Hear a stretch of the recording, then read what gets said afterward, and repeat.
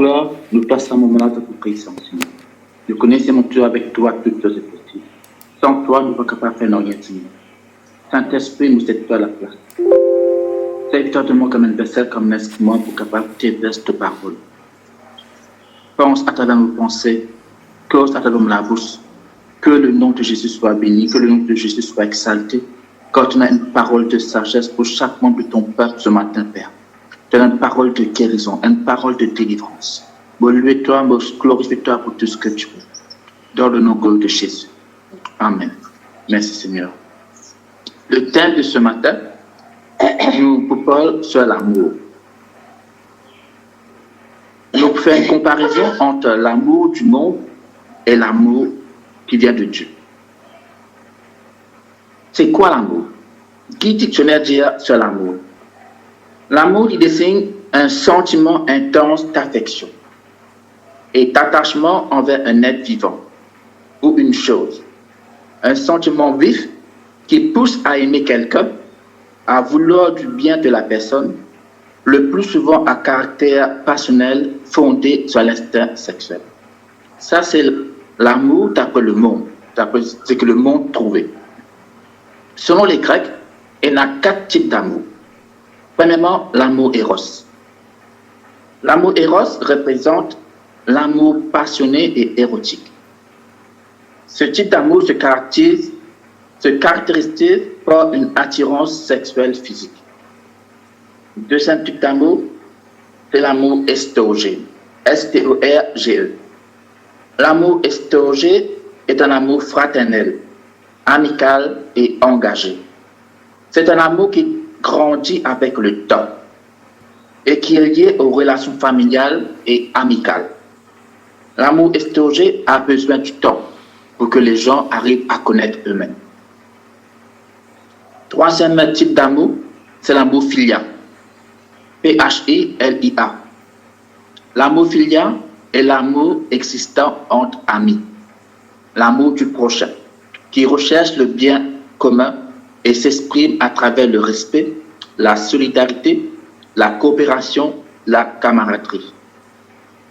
Et quatrièmement, l'amour agapé qui vient du Père, qui est ainsi connu comme l'amour inconditionnel. L'amour agapé veut dire c'est l'amour le plus pur et le plus inconditionnel qui existe. Il fait référence à un amour qui nourrit, généreux, conscient de ses devoirs, un amour spirituel et profond, dont la priorité est le bien-être de l'être cher. L'amour agapé ne cherche pas son propre plaisir. Au contraire, il trouve satisfaction à donner de l'amour. Par conséquent, il est considéré comme un amour sensible, tendre, attentionné et gentil. L'amour inconditionnel serait une manière d'aimer l'autre entièrement, de l'accepter tel qu'il est, sans réserve et avec ses défauts et ses qualités. Dans l'amour inconditionnel, on donne son amour sans aucune limite ni attente de retour. Au fond, agapé dans le Nouveau Testament désigne dans le même temps cet amour de Dieu pour l'homme et cet amour fraternel entre les hommes qui constitue une exhortation à aimer son prochain jusqu'à son ennemi. En tant que chrétiens, nous sommes appelés à aimer notre prochain et pas seulement ceux que nous aimons de manière naturelle, mais aussi nos ennemis. Par contre, une petite parenthèse, pour l'amour conditionnel, ça veut dire vous donnez votre amour en échange de quelque chose, de manière consciente ou inconsciente.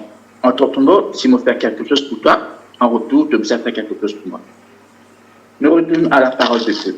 Qui Dieu dit à nous? Dans Jean 3,16, ça verset nous connaît par cœur. Quand Dieu a tant aimé le monde, il a donné son Fils unique, Jésus-Christ, afin que quiconque croit en lui ne périsse pas, mais qu'il ait la vie éternelle. Nous lisons aussi versets 17 et 18. Dieu, en effet, n'a pas envoyé son Fils dans le monde pour juger le monde, mais pour que le monde soit sauvé par lui.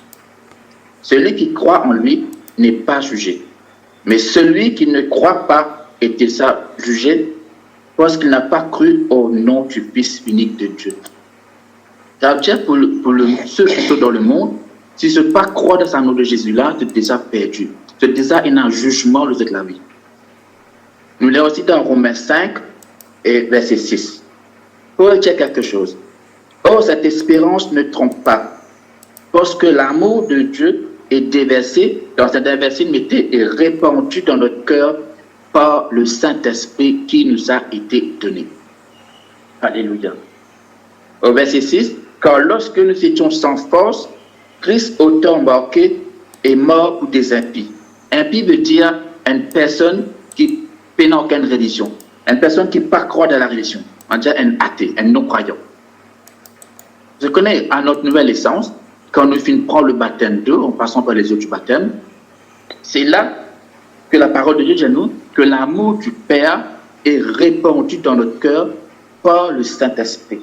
Et nous connaissons que le Saint-Esprit, c'est l'Esprit même de Jésus-Christ. Alléluia. Nous lisons dans Éphésiens 2, 4 à 7. Éphésiens 2, 4 à 7. Mais Dieu, qui est riche en miséricorde, accorde du grand amour dont il nous a aimés. Nous bonté, il y a une bonté miséricorde.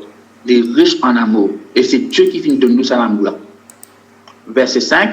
Nous qui étions morts pour nos offenses, nous a rendus à la vie avec Christ, et c'est par grâce que vous êtes sauvés. Quand nous partions pour Jésus-Christ, nous sommes morts pour notre péché. Et c'est grâce à la vie de Jésus en nous, c'est par la grâce qu'il nous venait de sauver. Verset 6, il nous a ressuscités ensemble et nous a fait asseoir ensemble dans les lieux célestes en Jésus-Christ. Ça veut dire que cette nature humaine finit mort en nous, c'est-à-dire nous ancienne nature infinie mort, infinie enterrée, et maintenant nous sommes ensemble avec Jésus-Christ assis dans les lieux célestes, à la droite de Dieu, comme la Bible dit nous, afin de montrer dans les siècles à venir l'infinie richesse de sa grâce par sa bonté envers nous en Jésus-Christ. Alléluia. Paul, tu comprends quelque chose? Il dit à nous dans Éphésiens 3, 17, Paul, dans la prière, il veut dire, de sorte que le Christ habite dans votre cœur par la foi. Je prie que vous soyez enracinés et fondés dans l'amour. Paul, dans la prière, il peut prier le Père pour que ce mêmes enfants soient capables, par la foi, être enracinés et fondés dans l'amour de Dieu. Nous trouvons ici dans Jean 3, 16, Dieu a tant aimé le monde qu'il a donné son Fils unique.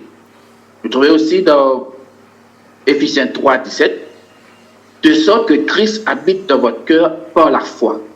Christ bizarre habite dans le cœur par la foi. Et Romains 5, 5 dit nous, l'amour de Dieu est déversé et répandu dans notre cœur par le Saint-Esprit. En d'autres mots, il y a deux types d'amour. Il y a l'amour de Dieu, Dieu le Père, et il y a aussi l'amour de Jésus-Christ. L'amour de Dieu le Père est déversé dans notre cœur, mais c'est par la foi en Jésus-Christ, qui nous besoin active cet amour-là, qui nous besoin travailler cet amour-là, qui nous besoin nourrir cet amour-là, et amener à la perfection de l'amour du Christ, qui est l'amour parfait. Alléluia. Et c'est la responsabilité de l'homme pour faire grandir cet amour-là en nous. C'est la responsabilité des chrétiens pour faire grandir cet amour-là en nous. Alléluia. Paul dit aussi en Corinthiens, dans 1 Corinthiens 6, 19, ce pas connaître, ne savez-vous pas que votre corps est le temple du Saint-Esprit qui est en vous et que vous avez reçu de Dieu? Vous ne vous appartenez pas à vous-même. Paul dit à Corinthiens, ce n'est pas même responsable de toutes les corps, ce n'est pas même propriétaire de toutes les corps. Et nous ne pouvons pas faire ce qui nous envie de ça les corps là. Nous ne sommes pas capables de mettre tatouage, nous ne sommes pas capables de mettre piercing, nous ne sommes pas capables de changer sexe, hommes d'une femme, femme d'une homme. Nous ne sommes pas capables aussi de faire ce qui nous envie de ça les corps là. Parce qu'il nous a rendu compte de ça les corps là. Parce que c'est le temple de Dieu. Quand vous avez été racheté à un grand prix, alors rendez grâce à Dieu dans votre corps et dans votre esprit qui appartient à Dieu. Nous devons tout le temps rendre grâce à Dieu. Le matin quand nous levons, nous rendons grâce à Dieu. Oui, qui nous encore peut respirer. Nous rendons grâce qui nous encore une suite de vie en nous. Nous reconnaissons que sans Dieu, nous ne sommes pas capables de faire rien. Alléluia. Dans Éphésiens 3, 14, Paul dit quelque chose. Voilà pourquoi je plie les genoux devant le Père de notre Seigneur Jésus-Christ,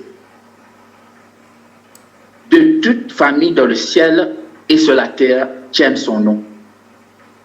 Qui peut le dire pour ça? Il nous de toute la famille de Dieu dans le monde céleste. Alors, Dieu peut cause même ange, il peut cause même encante, il peut cause même séraphin, il peut cause même chérubin protecteur, il peut cause même vieillard qui est dans tout ça dans Révélation. C'est la famille de Dieu qui détient dans le lieu céleste. Il peut prier, lui, que sur terre, la famille qui a sur terre, nous refléter sur l'amour qui est déjà établi dans le ciel. Alléluia. Et j'ai nous ici, dans Éphésiens 3, 1 à 4, un peu plus haut, j'ai nous, moi, Paul, je suis le prisonnier de Jésus-Christ pour vous, les non-juifs. Si du moins vous avez appris comment je fais porte de la grâce de Dieu qui m'a été confiée. Un du petit amen Corinthiens, Éphésiens, du petit si vraiment je connais sa responsabilité qui n'a le mot épaules là, pour ça l'amour qui nous a partagé pour montrer l'amour du Père. Et j'ai nous aussi, au verset 3, c'est par révélation qu'il m'a fait connaître ce mystère, tel que j'ai déjà décrit en quelques mots. En analysant, vous pouvez vous rendre compte de la compréhension que j'ai du mystère de Christ. C'est par révélation que Paul gagne un mystère, gagne une révélation de Dieu. Pour le capable d'exprimer cet amour-là, pour le capable de démontrer l'amour du Père aux incroyants. Dans le monde céleste, l'amour de Dieu a déjà été établi. Et nous, ici-bas sur la terre, dans le monde terrestre, c'est à nous maintenant d'établir et de manifester cet amour du Christ aux uns aux autres. De la façon que nous comporter, la façon que nous agir, la façon que nous penser.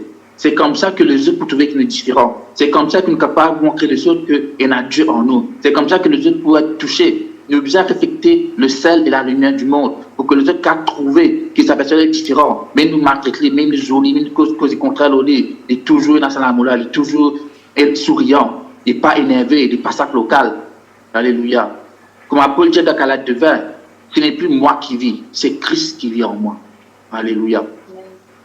On doit démontrer l'amour du Christ en nous. C'est comme ça que le monde trouve la différence. Sur le bois du calvaire, dans son agonie, Christ crie vers le Père. Il dit, le Père, ne leur imputez pas ce péché. Ils ne savent pas ce qu'il faut. Ils ne connaissent que Christ est la tête de l'Église. Et nous tous, nous sommes partie intégrante du corps du Christ. Ici, nous donnons une démonstration de l'amour du Christ en action et en vérité. Nous allons dans Matthieu 25, 35 à 45. Que Jésus-Christ fait Paul avec ses disciples. Matthieu 25, 35 à 45. Dis-nous, quand j'ai eu faim et vous m'avez donné à manger, j'ai eu soif, vous m'avez donné à boire, j'étais étranger et vous m'avez recueilli, j'étais nu et vous m'avez vêtu, j'étais malade et vous m'avez visité, j'étais en prison et vous êtes venu me voir. Les justes lui répondront, Seigneur, quand avons-nous vu avoir faim? Et t'avons-nous donné à manger? Ou avoir soif? Ou t'avons-nous donné à boire? Quand avons-nous vu étranger? Et t'avons-nous recueilli? Ou nu? Et t'avons-nous vêtu? Quand avons-nous vu malade? Ou en prison? Et sommes-nous allés vers toi? Et le roi des rois répond aux autres. Je vous le dis en vérité, toutes les fois que vous avez fait ces choses à l'un de mes semblables, à l'un de ces plus petits de mes frères, c'est à moi que vous les avez faites.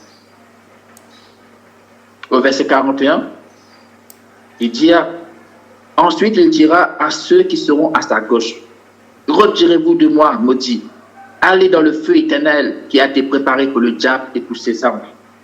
Car j'ai eu faim, et vous ne m'avez pas donné à manger. J'ai eu soif, et vous ne m'avez pas donné à boire. J'étais étranger, et vous ne m'avez pas recueilli. J'étais nu, et vous ne m'avez pas vêtu. J'étais malade et en prison, et vous ne m'avez pas visité. Et ils répondront aussi, Seigneur, quand avons-nous vu ayant faim, ou ayant soif, ou étranger, ou nu, ou malade, ou en prison, et ne t'avons-nous pas assisté?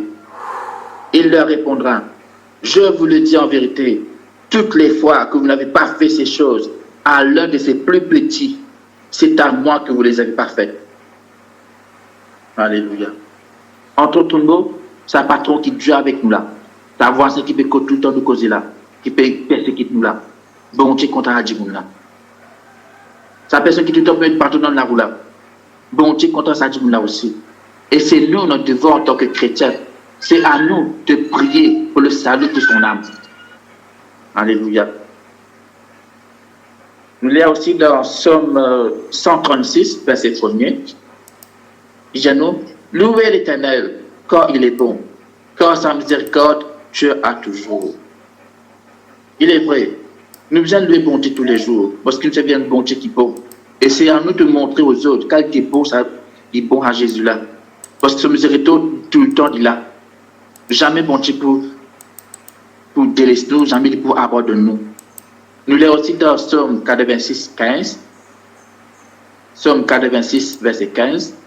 Mais toi, Seigneur, tu es un Dieu miséricordieux et compatissant, lent à la colère, riche en bonté et en fidélité. Le bon Dieu est miséricordieux, il est compatissant. Il n'est pas en colère pour nous noyer.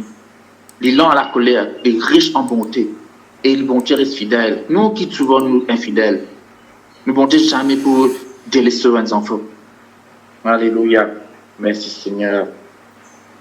Vous connaissez Paul dit nous dans Éphésiens 3, 16 à 19, que Paul décrit les 4 niveaux de l'amour du Christ. Alléluia. Éphésiens 3, verset 16, Paul dans la prière, il demandait, je prie qu'il vous donne, conformément à la richesse de sa gloire, d'être puissamment fortifié par son esprit dans votre être intérieur. C'est seulement le Saint-Esprit qui est capable de faire ce travail-là pour nous.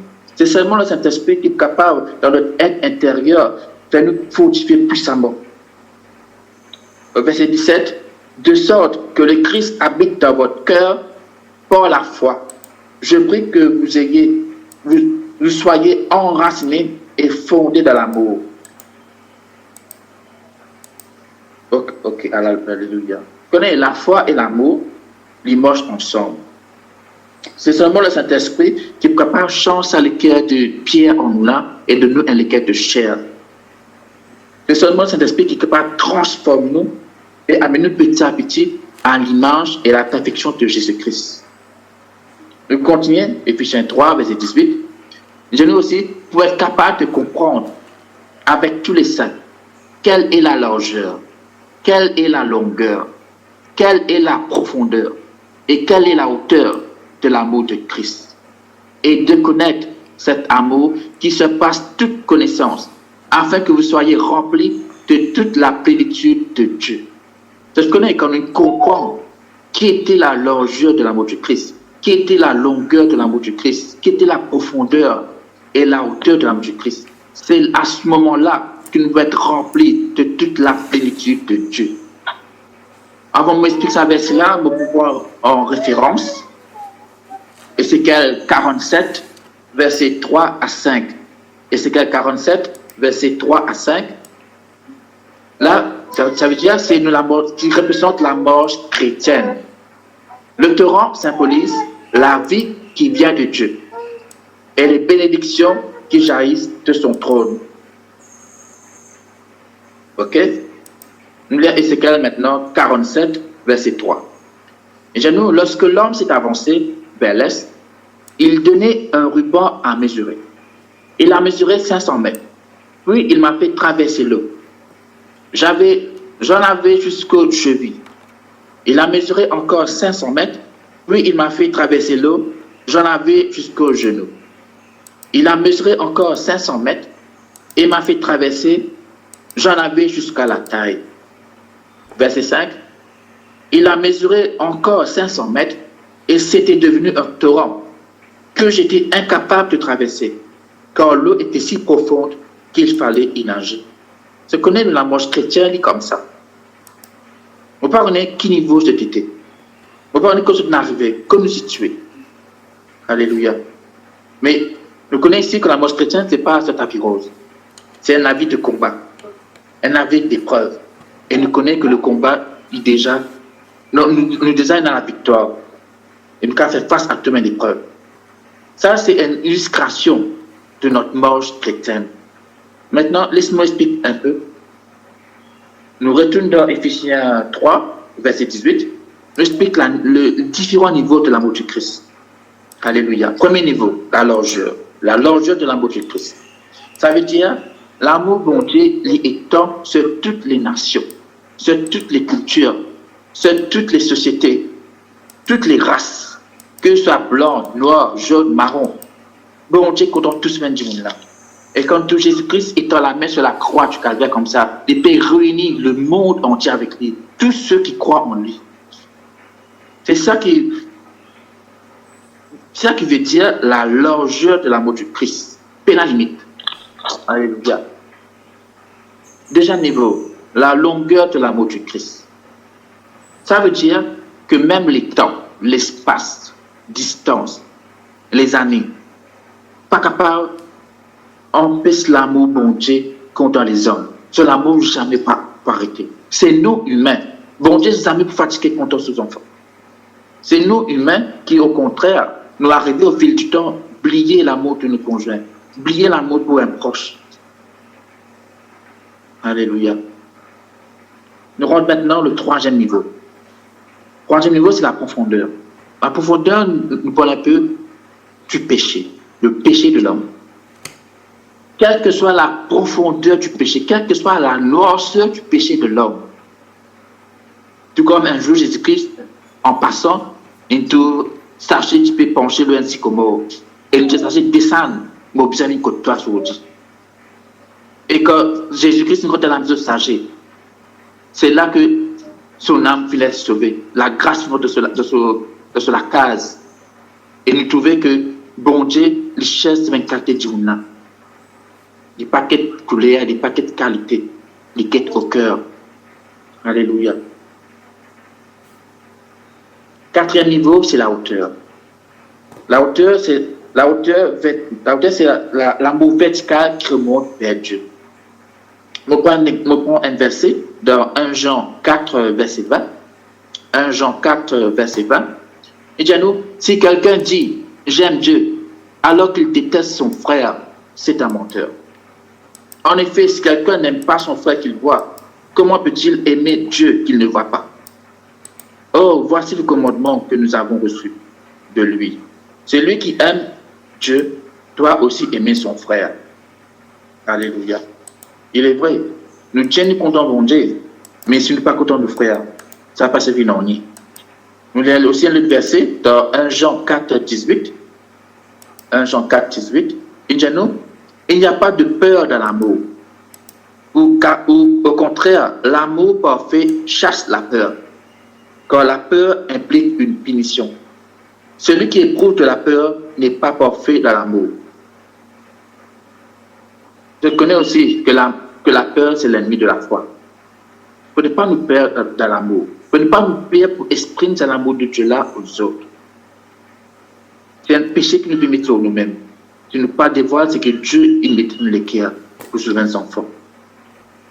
Pour résumer, nous connaissons que la largeur, la longueur, la profondeur, cela c'est au niveau humain.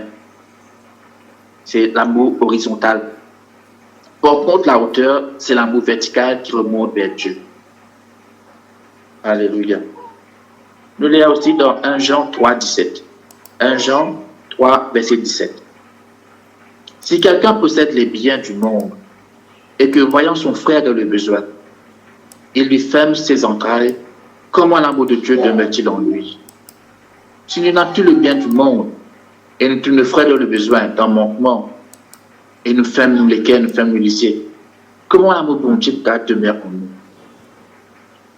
Alléluia. Nous lisons aussi dans 1 Jean 4, 7 à 13. 1 Jean 4, 7 à 13. Paul dit quelque chose. Jean dit quelque chose. Sorry. Bien aimés, aimez-nous les uns les autres, car l'amour vient de Dieu. Et toute personne qui aime est née de Dieu et connaît Dieu. En fait, tout le monde qui content mon Dieu, c'est content les autres. Parce qu'ils nous connaissent Dieu. Celui qui n'aime pas n'a pas connu Dieu. Car Dieu est amour. Le vrai Dieu est amour. En fait, si nous ne sommes pas contents, ça vient de ne pas connaître mon Dieu. De perdre l'amour de mon Dieu en nous. Voici comment l'amour de Dieu s'est manifesté envers nous. Dieu a envoyé son Fils unique dans le monde afin que par lui, nous ayons la vie. Et cet amour consiste non pas dans le fait que nous avons aimé Dieu, mais dans le fait que lui nous a aimés et a envoyé son Fils comme victime expiatoire pour nos péchés. C'est-à-dire, cet amour-là, pas juste qu'il nous connaît Dieu, mais nous reconnaître qu'à cause de nous, Dieu le Père nous a envoyé son Fils pour mourir sur la croix, à cause de nos fautes. Bien aimés, puisque Dieu a tant aimé, nous a tant aimé, nous devons nous aussi aimer les uns les autres. Personne n'a jamais vu Dieu. Si nous aimons les uns les autres, Dieu demeure en nous et son amour est parfait en nous. Nous reconnaissons que nous demeurons en lui et qu'il demeure en nous.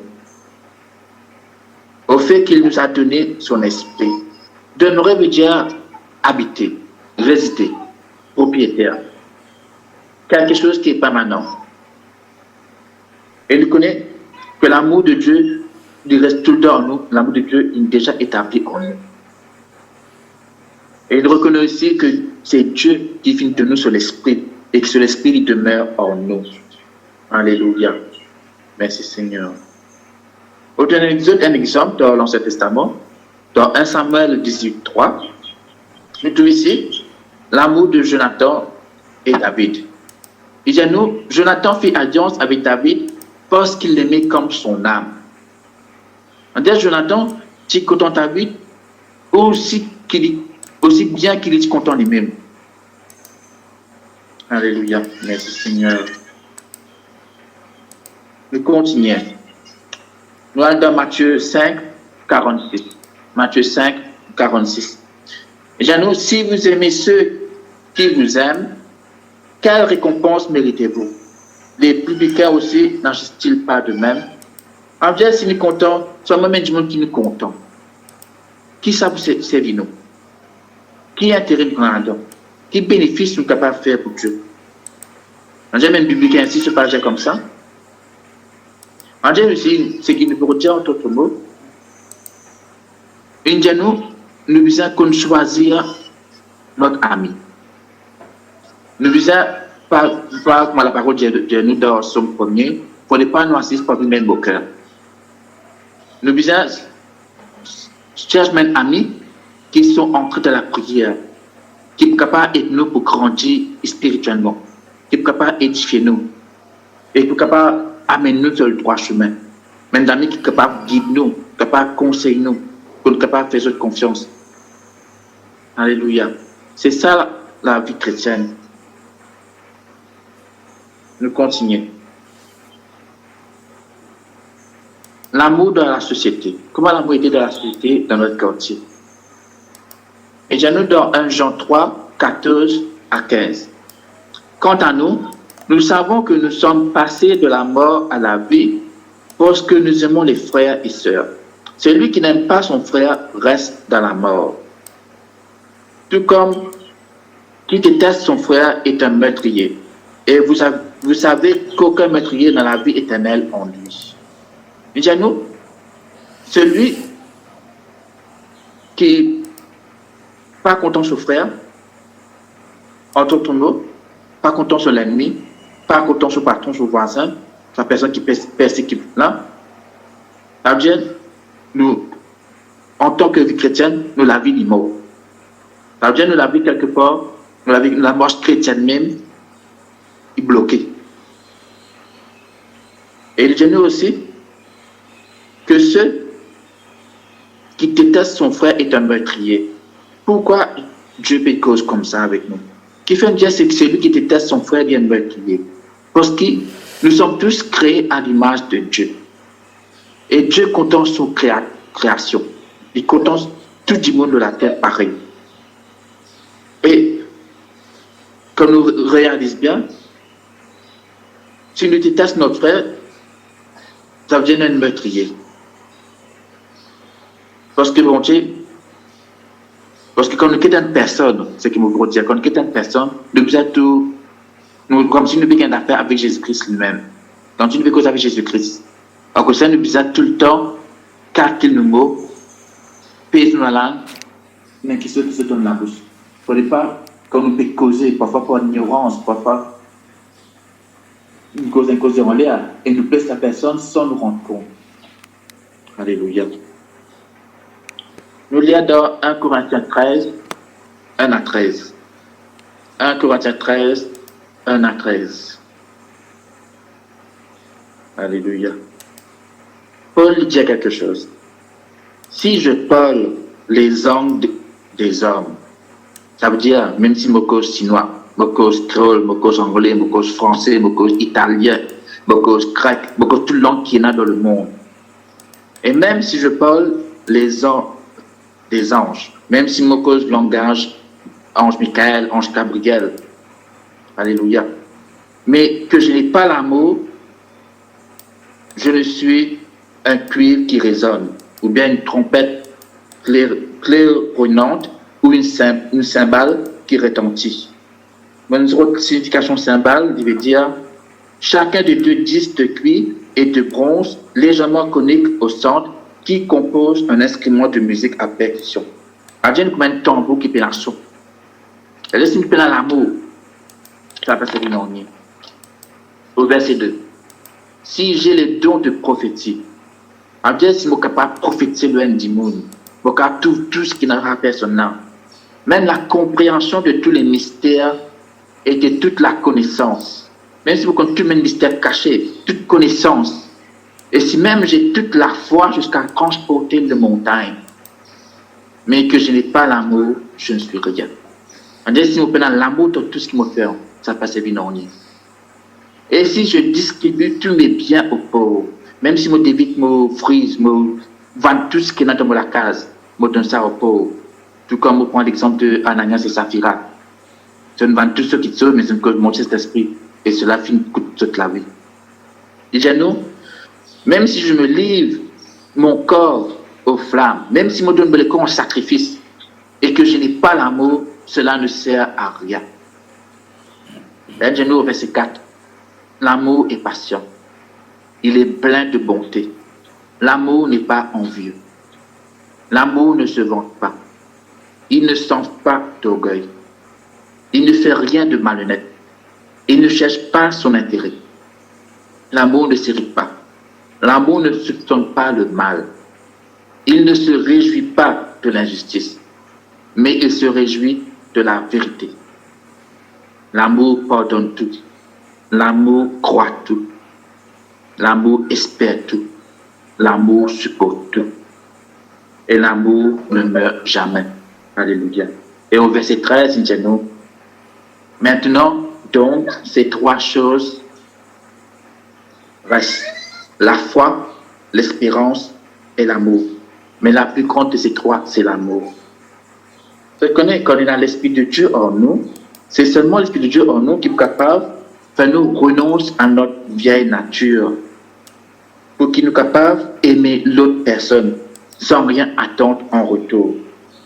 Ainsi, c'est comme ça que petit à petit, que nous sommes capables de ressembler à l'amour du Christ. Car la foi et l'espérance unis ensemble, c'est là que nous sommes capables d'aimer d'un cœur entier, parce que nous comprenons même la nature même de l'amour de Dieu. Nous lisons dans Romains 8, 37 à 39. Romains 8, 37 à 39. Et bien nous, mais dans toutes ces choses, nous sommes plus que vainqueurs par celui qui nous a aimés. Et nous, malgré tout ce qui se là, nous plus que vainqueurs. Car j'ai l'assurance que ni la mort, ni la vie, ni les anges, ni les dominations, ni les choses présentes, ni les choses à venir, ni les puissances, ni la hauteur, ni la profondeur, ni aucune autre créature ne pourra nous séparer de l'amour de Dieu manifesté en Jésus-Christ, notre Seigneur. Alléluia. Merci Seigneur. Et nous plaît aussi dans l'Ancien Testament, dans Deutéronome 7, 9, il dit à nous, sache donc que c'est l'Éternel ton Dieu qui est Dieu. Ce Dieu fidèle garde son alliance et sa miséricorde jusqu'à la 1000e génération envers ceux qui l'aiment et qui observent ses commandements. Alléluia. Merci Seigneur. Avant de terminer, on peut lire dans 1 Corinthiens 15, 58. 1 Corinthiens 15, 58. Alléluia. Et Jeannot, c'est pourquoi, mes chers frères, soyez fermes. Ne vous laissez pas ébranler. Travaillez sans relâche pour le Seigneur, sachant que la peine que vous vous donnez au service du Seigneur n'est jamais inutile. Amen. C'est ce qui nous vient faire en tant que croyants. Nous invitons même évangélistes, nous invitons une personne qui est à le terrain, une personne qui est capable de déverser cet amour de Dieu en eux. Mon réseau qui bondit contre eux, malgré cette imperfection, malgré cette défaut. C'est comme ça que nous sommes capables de démontrer l'amour du Père aux autres. En résumé, nous visons être tout le temps unis à Christ. Nous visons dans la prière demander à Dieu, par la foi en Jésus-Christ, qui sur l'amour en nous les grandit. Si nous prenons l'amour bon Dieu en nous, nous ne sommes pas capables de déverser l'amour-là dans la vie des autres. Prenez que nous entrons dans l'amour de Dieu, nous comprenons qui bon Dieu peut dire nous, qui bon Dieu peut faire à travers de nous. C'est là, à ce moment-là, qu'il est capable de montrer aux autres cet amour de Dieu, pour que les autres aussi puissent être touchés. Nous devons demander un aimant pour attirer les autres. Pour moi, la sœur Christiane dit souvent, et aussi la sœur de Rola dit souvent, les autres trouvaient qu'il y a une différence, c'est différent. Il est vrai, les autres qui veulent tout ça en nous. Alléluia. Merci Seigneur. Voilà, frères et sœurs, ce que Dieu se met en briquet pour partager avec les autres. Nous rendons grâce à Dieu pour sa parole, que la parole finit dans la bonne terre, qui fait nous prendre conscience qu'il nous était en Christ, qui nous a reste tout le temps connectés à Dieu, et qui nous a tout le temps travaillé sur lesquels là, pour qu'il nous soit capable de vivre à la perfection de l'amour du Christ. Père, rends-toi grâce. Bénis-toi ton Saint-Nom. Merci pour ta parole, Seigneur. Merci que tu fais nous prendre conscience, mon Dieu, que c'est toi, à travers les eaux du baptême, qu'on finit accepter toi comme notre Seigneur, comme notre Sauveur. C'est là que tu finis déverser de l'amour en nous. Tu finis répandre de l'amour sur tout un chacun. Et c'est nous, à travers la foi en Jésus-Christ, qui nous apprendre que c'est l'amour de Dieu là de grandir en nous, jusqu'à arriver à la perfection de l'amour du Christ.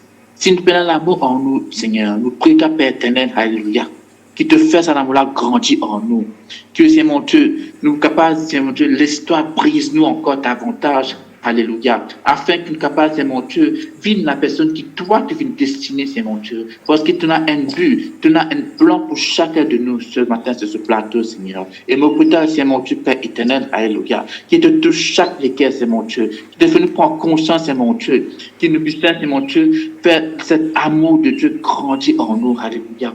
Afin que, c'est mon Dieu, que nous capables toucher les autres. Afin, c'est mon Dieu, que tu es capable de parler à travers nous aux autres. Afin qu'il est capable, comme Paul finit dire, c'est par révélation qu'il finit trouver le mystère caché de Dieu. Qu'il est capable d'arriver à ce niveau, c'est mon Dieu. Qu'il est capable d'arriver à cette profondeur, Père éternel. Qu'il est capable, c'est mon Dieu, trouve ta volonté, Papa. Que tu donnes une vision, une révélation, une rêve, c'est mon Dieu. Que nous puissions aller, qui nous puissions faire. Que nous guider constamment par ton Saint-Esprit, Père de gloire.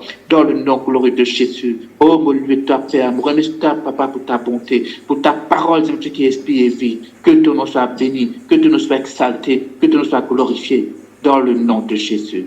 Alléluia.